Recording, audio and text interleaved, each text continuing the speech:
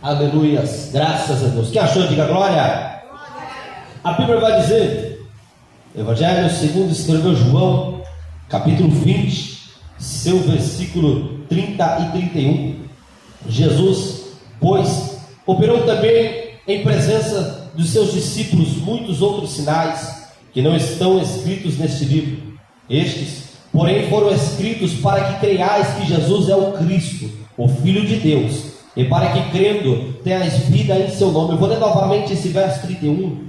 Estes, porém, foram escritos para que creiais que Jesus é o Cristo, o Filho de Deus, e para que, crendo, tenhas a vida em seu nome. Amém? Podem se sentar essa noite, em nome do Senhor Jesus. Amém? É uma noite especial, é uma noite maravilhosa. Você está mais uma vez na presença do Senhor. Eu quero nessa noite introduzir no teu coração, nessa noite, algumas coisas acerca dos evangelhos e acerca do evangelho de João. Eu quero te dizer nessa noite aqui que cada um dos 4 evangelhos de Jesus Cristo, que os 4 evangelistas escreveram, Mateus, Marcos, Lucas e João, foram escritos em uma época para um povo e para um propósito.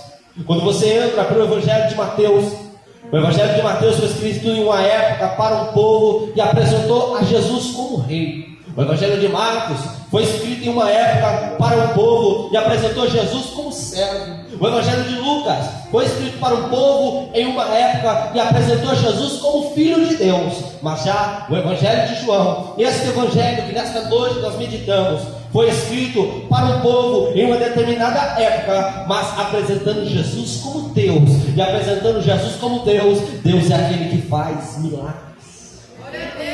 Olha aqui para o evangelho de João dessa noite, esses 2 versículos para a gente meditar. João escrevendo aqui no final dos seus evangelhos, do seu evangelho aqui, do evangelho que leva o seu nome, dizendo: pois Jesus operou também muitos outros sinais na presença dos seus discípulos, que não estão escritos neste livro.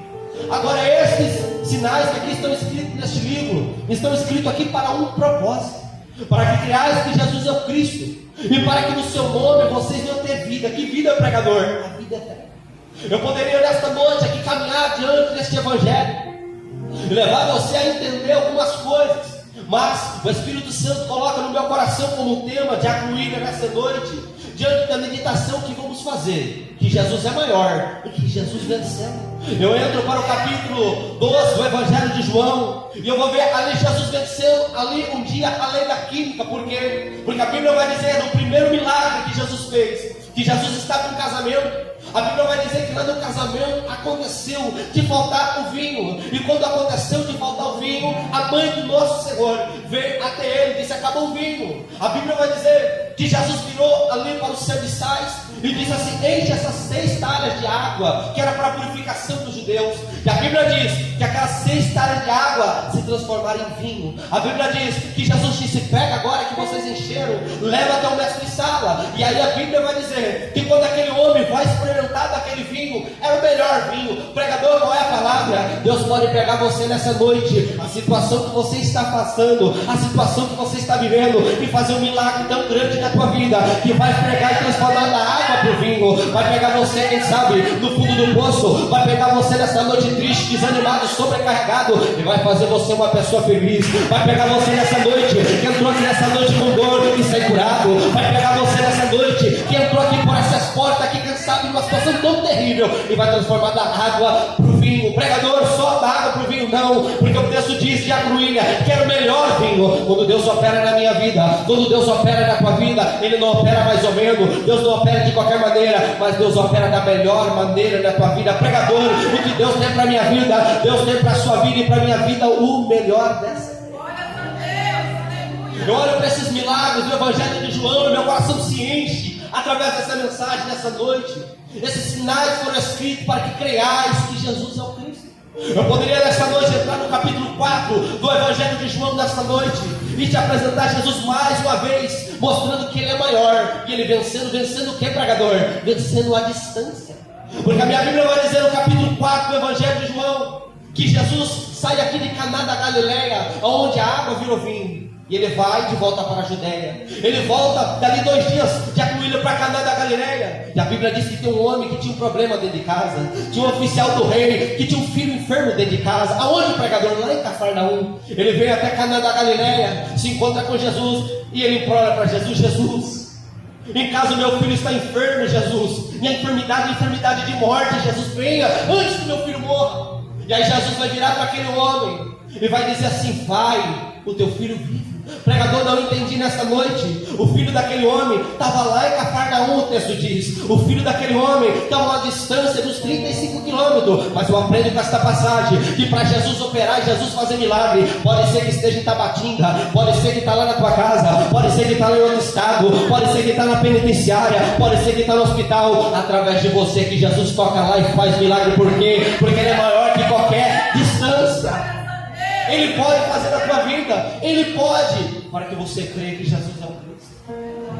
Quantos e quantos milagres aqui nesse evangelho. Quantas coisas que enchem o nosso coração. Quando a gente olha para o evangelho de João, a gente vai ver coisas escritas nesse evangelho que nos outros 4 você não vai encontrar. Você não vai ver nos outros 4, nos outros 3 evangelhos. Você não vai ver Jesus fazendo a água virar vinho. Nos outros evangelhos, você não vai ver no capítulo 3 Jesus se encontrar com Nicodemos. Nos outros evangelhos, você não vai ver acerca da mulher de Samaria. Pregador, o que a mulher de Samaria tem a ver com a minha vida? Quando eu olho para a passagem da mulher de Samaria, eu vou ver que Jesus é maior e que Jesus venceu, sabe o que? A psicologia. Por que, pregador? Porque a psicologia estuda a minha mente, estuda a sua mente, estuda o ser humano. A psicologia pensa que conhece o ser humano, mas aí eu olho para Jesus já com Hamilton, olhando para uma mulher lá na cidade de Sicar, lá em Samaria, e dizendo assim: vai buscar o teu marido, chama o teu marido e vem cá. E aquela mulher vira para Jesus e fala assim: eu não tenho marido. Disseste bem, você já teve 5, que você tem agora não é seu. Pregador, qual é a palavra? Jesus, Ele conhece o ser humano. Jesus te conhece. Jesus conhece as suas necessidades. Jesus conhece o que você passa. Jesus conhece o teu assentar, o teu levantar. De longe Ele entende os teus pensamentos. Qual é a palavra, pregador? Ele conhece a tua necessidade. E nessa noite Ele pode fazer milagre na tua necessidade. Ele pode. Ele pode, porque Ele é Deus. Olha para os milagres do Evangelho de João aqui, quantas coisas maravilhosas, enche nosso coração, nos inspira a ter fé e crer que Jesus é o Cristo. A Bíblia vai dizer no capítulo 5 do Evangelho de João acerca de mais um milagre. E Jesus dessa vez provando que Ele é maior, sabe o que? Maior do que o tempo. Porque a Bíblia diz já que ele entra na casa da misericórdia, no tanque de Bethesda, tem um homem há 38 anos esperando um milagre, 38 anos sofrendo, 38 anos paralítico, 38 anos paralisado. Alguém poderia dizer assim: ó, já passou muito tempo para você não dar mais. Já passou muito tempo você lutando nessa causa para você não dar mais. Alguém poderia dizer para você não ter mais jeito, mas eu olho para a Bíblia. Jesus entrando no dia daquela festa lá naquele tanque, chegando até aquele homem fazendo uma pergunta: você quer ficar curado? A Bíblia diz que Jesus olhou para aquele homem há 38 anos sofrendo com aquela enfermidade. Em 3 palavras Jesus mudou 38 anos de sofrimento. Em 3 palavras: levanta, toma a tua cama e anda. Levanta, toma a tua cama e anda. Pregador, qual é a palavra? Não importa quanto tempo você está lutando, quanto tempo você está sofrendo, para que você creia que Jesus é o Cristo. Nesta noite Ele entra na tua causa. Nesta noite Ele muda o cenário. Não importa se passou 15, se passou 20, se passou 30, se passou 40 anos. Não importa quanto tempo passou. Jesus tem poder de hoje entrar na causa e fazer que haja diferença, fazer que haja mudança, fazer que você seja transformado e tocado pelo poder dele. Ele pode mudar. Eu olho para a Bíblia e não tem causa impossível, não tem tempo que barra, não tem nada que impeça Deus de trabalhar. Isaías, sabendo disso, profetizou no capítulo 43 e no versículo 13 do seu livro, dizendo: ainda antes que houvesse dia eu sou, e não há quem possa escapar das minhas mãos. Operando eu, quem impedirá? Se Jesus decidir operar na tua vida, não tem enfermidade que atrapalha hoje. Se Jesus operar na tua vida hoje, não tem homem que atrapalha. Se Jesus operar na tua vida hoje, não tem demônio no inferno, homem na terra, anjo no céu, que atrapalha Ele de fazer algo na tua vida hoje, de fazer um milagre que você tanto espera e necessita. Eu poderia te dizer nessa noite, no capítulo 6 do Evangelho de João, porque no capítulo 6 nos inspira a ter fé, com Jesus fazendo 2 coisas extraordinárias. O que, pregador? No capítulo 6, a Bíblia diz já com ele que Jesus começou um culto em uma região deserta. Só que no culto, Jesus estava no culto, e onde Jesus está, milagres acontecem. A multidão começou a chegar, pessoas começaram a chegar, enfermos começaram a chegar, homens começaram a chegar, mulheres começaram a chegar, crianças começaram a chegar. A hora que Jesus pensou que não, tinha 15 mil pessoas aproximadamente na frente dele. E ali eu vejo que Jesus é maior e que Jesus vence até as leis da lógica e da matemática. Porque a Bíblia diz ali que Jesus vira para os seus discípulos, olha para os seus discípulos e fala assim: tenho compaixão da multidão. Como que a gente vai alimentar essa multidão? Jesus já sabendo o que ele ia fazer. A Bíblia diz que um vai dizer assim: Senhor, despede essa multidão para que eles vão. A Bíblia vai dizer ali que alguém vai dizer assim: Diácono William, nem 200 dinheiro vai ser suficiente para alimentar todo esse povo. Mas aí o que vocês entendem? Tinha um menino que tinha 5 pão e 2 peixinhos. 5 pão e 2 peixinhos. E a minha Bíblia vai dizer que Jesus pega aqueles 5 pão e 2 peixinhos para aquele povo. E aqui eu aprendo aquilo que muitas das vezes ouvimos na igreja. Muitas das vezes ouvimos o quê? O pouco com Deus é muito. A Bíblia diz que Jesus pega aqueles 5 pão e 2 peixinhos, ele dá graça e manda entregar para a multidão. Aqueles 5 pão e 2 peixinhos talvez alimentaria ali 4, 5, 6 pessoas. Mas como Jesus é maior que a lógica e que a matemática, a Bíblia diz ali que 15 mil pessoas ali se alimentaram e ainda sobrejou. Por quê? Porque Deus é Deus que multiplica. Nessa noite, Jesus pode entrar na tua causa se você está sofrendo na vida financeira. Jesus pode entrar na tua causa se você está sofrendo na saúde e multiplicar a saúde, multiplicar seus dias de vida, multiplicar na vida financeira. Ele pode nessa noite fazer que a lógica diz que vai dar errado, a lógica diz que não vai dar certo, mas nessa noite ele pode fazer na sua história. Por quê? Porque ele é Deus, porque ele pode. Oh glória! Quantos milagres desse evangelho, quantas coisas maravilhosas. Vê Jesus no capítulo 8 se encontrando com a mulher adúltera e dando a ela uma nova oportunidade. Vê Jesus no capítulo 7 gritando e dizendo: aquele que tem sede, venha em mim e beba a água da vida eterna. Mas nesse capítulo 6 aqui me deixa intrigado, porque após Jesus fazer esse culto, após Jesus operar na vida daquelas pessoas, após Jesus multiplicar pão e peixe, Jesus dá uma ordem para os seus discípulos: ó, monta no barco aí, atravessa para o outro lado, eu vou depois. Talvez alguém pensou assim: ó, Jesus vai aparecer de barco aqui, vai nos encontrar no meio do caminho. Mas a Bíblia vai dizer ali que se escureceu. E quando se escureceu ali, os discípulos ali, os 12 apóstolos, dentro ali de um barco, de repente o vento começou a se levantar. Quando o vento começou a se levantar, eles começaram a temer. Mas a minha Bíblia vai dizer que de noite, no meio daquele ventaval que tocava, batia de contra com o barco, de repente eles viram no meio do mar a aparição de um homem. Eles viram um homem. Eu imagino o Diácono William como ali no barco tinha pescadores, e pescador escuta muitas histórias desde pequeno. Vê um homem no meio do mar, no meio do nada. Alguém pegou e pensou um fantasma. E a Bíblia diz que eles gritaram, temeram, achando que era um fantasma. Só que daí no meio daquele vento, no meio daquelas ondas, no meio daquele mar que eles estavam, uma voz bradou ali no meio dizendo: não temais, sou eu. Quantos aqui nessa noite conhecem essa voz? Essa voz que fala no meio do vento, essa voz que fala no meio da tempestade, essa voz que fala no momento difícil e diz: não temas, sou eu. A Bíblia vai dizer que ali dentro do barco tem um corajoso chamado Pedro, que vai levantar dentro do barco e vai dizer: se é o Senhor, me permite ter contigo por cima das águas. A Bíblia vai dizer que Jesus dá um brado no meio das águas e fala: vem Pedro. E a Bíblia diz que Pedro sai em cima das águas e começa a andar. Você poderia levantar essa noite e me dizer assim: pregador, mas Pedro afundou. Diácono William, Pedro pode ter afundado, mas Elias fez fogo cair do céu, né? Ezequiel foi até o vale de ossos secos. Jeremias desceu até a casa do oleiro. Daniel venceu a cova dos leões. Mas em toda a história, o único que andou sobre as águas foi o Pedro, que afundou junto com Jesus. Pregador, qual é a palavra?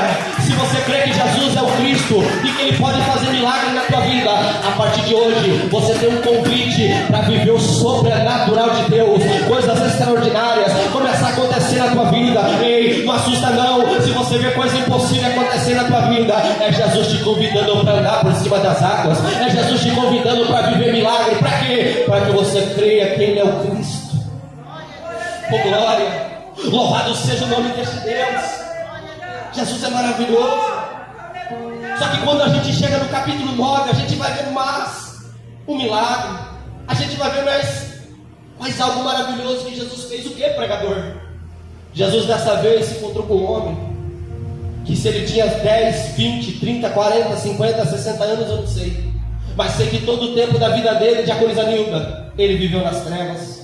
Todo o tempo da vida dele ele viveu na escuridão. Por que, pregador? Porque ele era um cego de nascença. A Bíblia vai dizer que Jesus se encontra com aquele homem cego de nascença no capítulo 9. A palavra do Senhor vai dizer ali que Jesus faz ali um lobo, faz ali um barro, passa nos olhos daquele homem que era cego. E a Bíblia vai dizer ali que ele diz para aquele homem: vai e lava-te no tanque de Siloé, que significa o enviado. Ali a Bíblia vai dizer que aquele homem, na presença de Jesus, saiu ali da presença de Jesus em trevas, mas voltou em luz. Pregador, como assim? Ele saiu dali cego, mas ele voltou enxergando. A minha Bíblia diz em Mateus, lá no livro de João, capítulo 12, versículo 46, que Jesus um dia deu um brado dizendo: eu sou a luz que vim ao mundo, para que todo aquele que crê em mim não permaneça nas trevas. Talvez lá na tua casa tem alguém que vive nas trevas. Talvez você que chegou aqui nesta noite, até esta noite você tem vivido no meio das trevas. Que trevas, pregador? As trevas do momento difícil, a treva da aflição, a treva da dor. Mas hoje eu te apresento um Jesus que é luz. Aleluia, a luz que veio ao mundo para iluminar os teus passos, para iluminar os teus caminhos e para trazer alegria para a tua vida. Glória, aleluia. Será que você pode encher essa casa de glória nessa noite?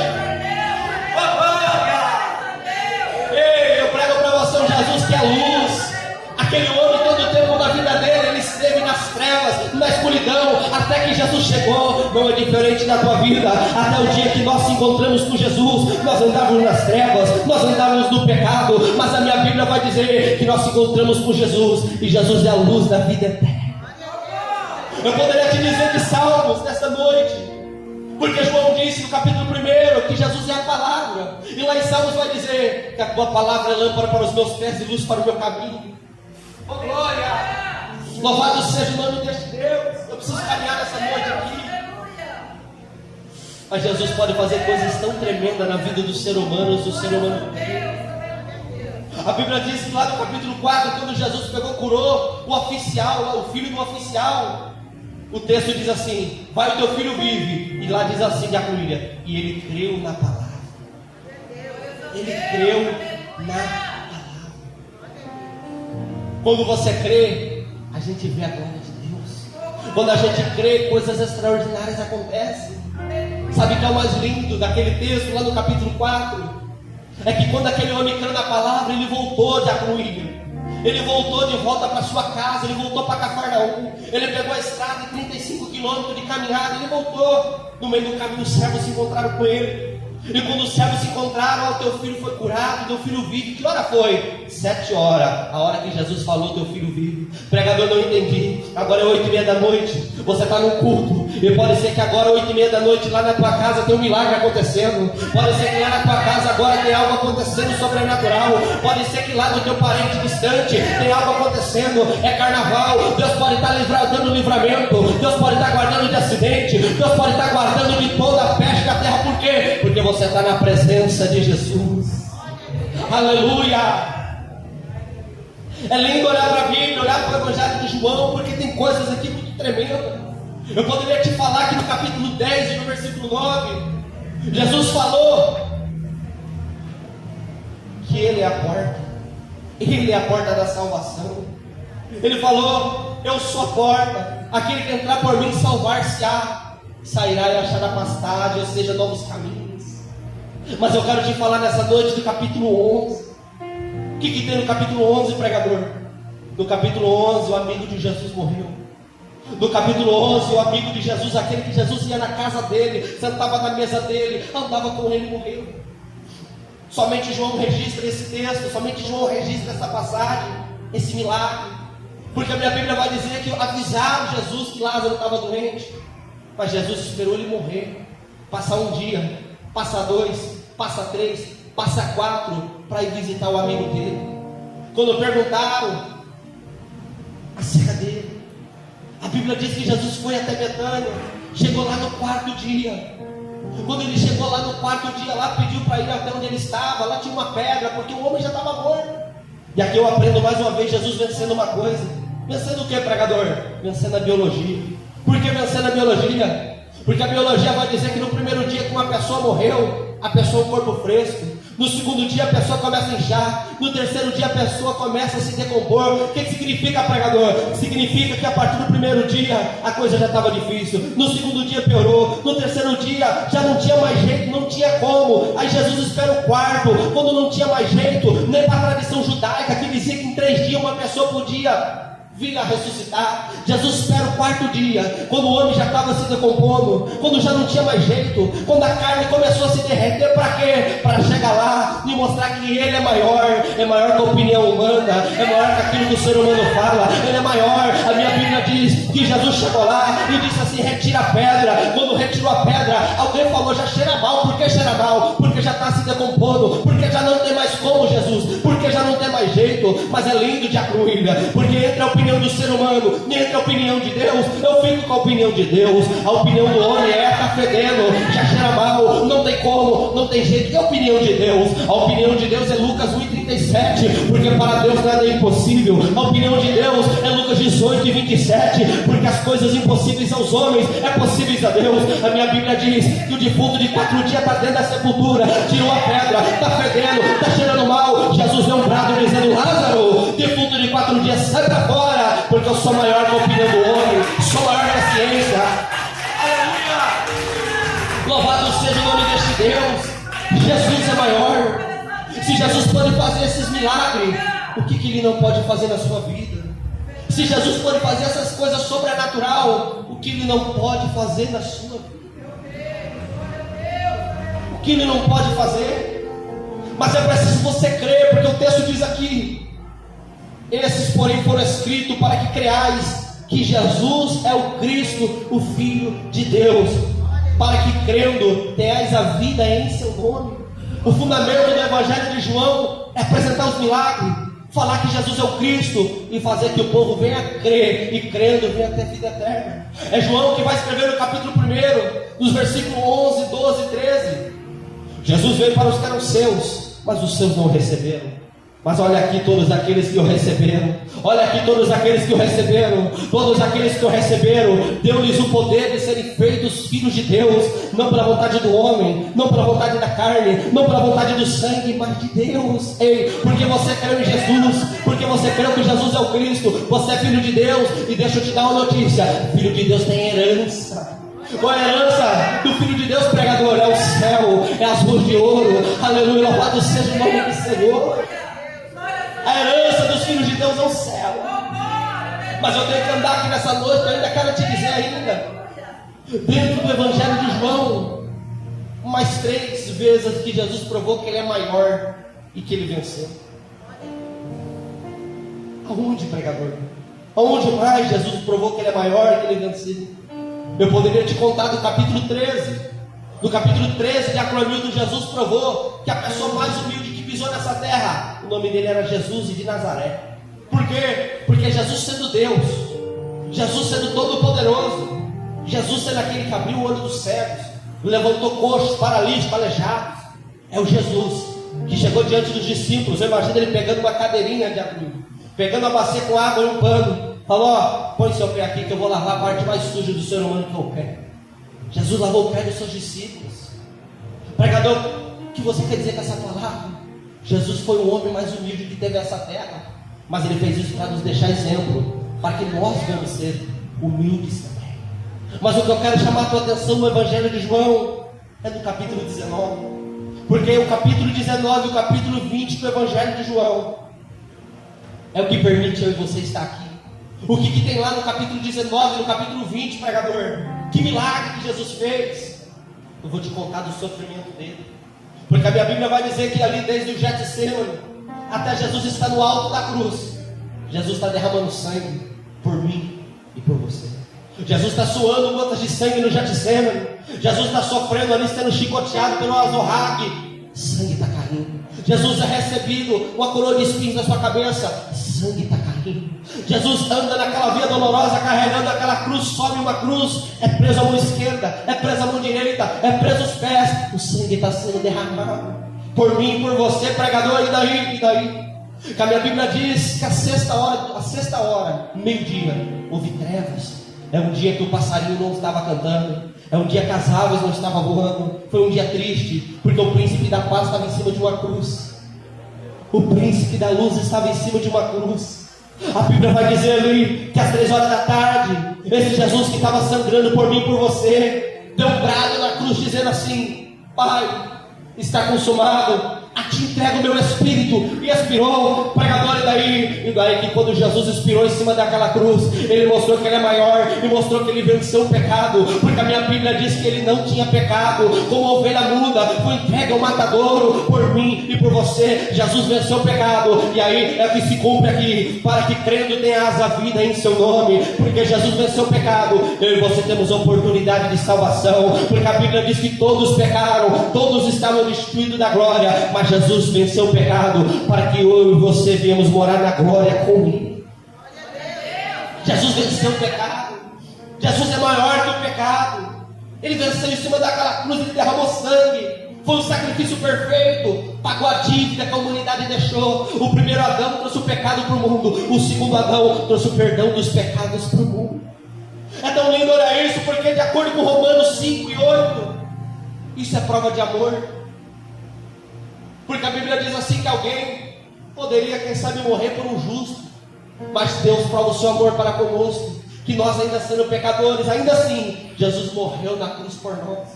Eu poderia entrar nas cartas de Paulo e te falar que Jesus, através de derramar sangue na cruz, fez eu e você, através do sangue dele, ter paz com Deus.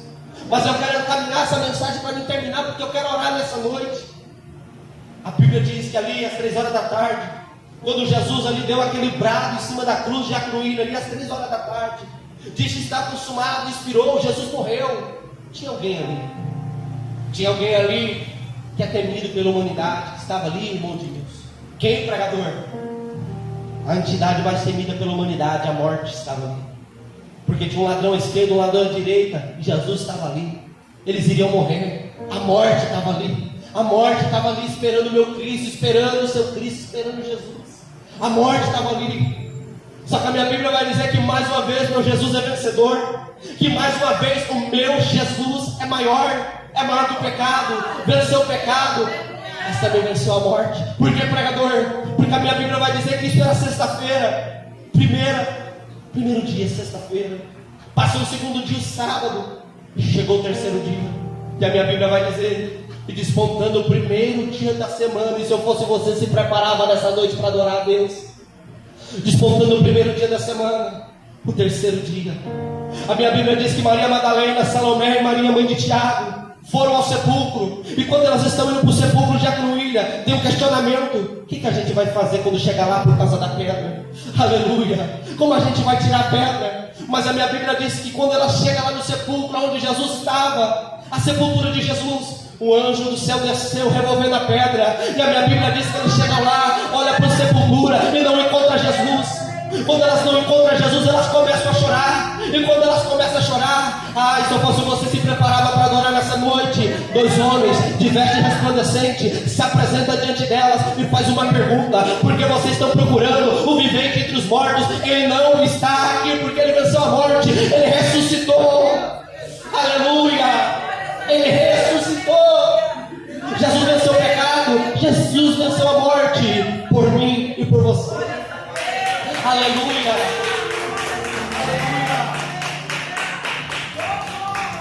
A Bíblia diz em 1 Coríntios 15:56: o aguilhão da morte é o pecado, a força do pecado é a lei, mas graças a Deus que nos dá vitória pelo nosso Senhor e Salvador Jesus Cristo. Aleluia! Jesus venceu tantas coisas na terra, mas a maior vitória foi em cima da cruz, ressuscitando ao terceiro dia e comprando para Deus homens, mulheres de todas as línguas, tribos e nações. A Bíblia diz em Apocalipse. Para me acabar essa mensagem aqui, e você ter uma esperança para adorar a Deus nessa noite, eu vou te contar, não está em João, está em Atos. Mas mais uma vez que Jesus foi vencedor. Aonde, pregador? Atos dos Apóstolos, capítulo 1. Jesus se apresenta por 40 dias ali, uma multidão de 500 testemunhas.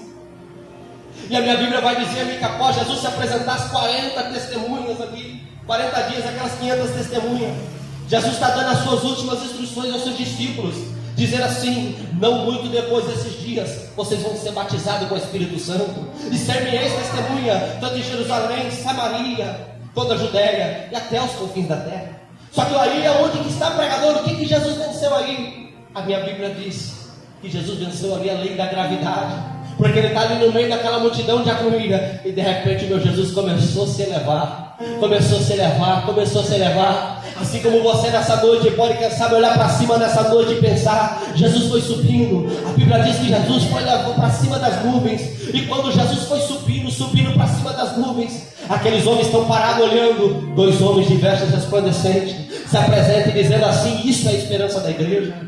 Qual é a esperança, pregador? Varões galileus, porque vocês estão olhando fito para o céu. Esse mesmo Jesus que vocês vistem ir para o céu, vai voltar assim como para o céu vocês os vestem. Essa é a esperança da igreja. Essa é a esperança da igreja. Jesus fez milagre no passado, Jesus faz milagre hoje, mas Jesus vai voltar para arrebatar a igreja e levar para a glória. E se você crê, exalte o Senhor com as suas palmas dessa noite. Jesus é fiel. Aleluia. Graças a Deus, Deus é fiel, amém? Creia, Jesus faz milagre. Eu não sei o que você precisa, o que você passa, o que você sofre, mas eu sei, Jesus está aqui. E se Ele está aqui, vai ter milagre nessa noite na vida de alguém que crê e abriu o coração para Ele. Diante desses milagres aqui, Jesus fez tantas coisas sobrenaturais. Jesus curou enfermos, multiplicou pão e peixe, fez água virar vinho. Porque que Ele não pode tomar a tua casa hoje e fazer o sobrenatural? Creia nessa noite. Os irmãos se colocam de pé em nome de Jesus Cristo, amém? Esse Deus é vivo, esse Deus é fiel, esse Deus é santo, esse Deus opera na vida daquele que crê. Louvado seja o nome deste Deus, amém?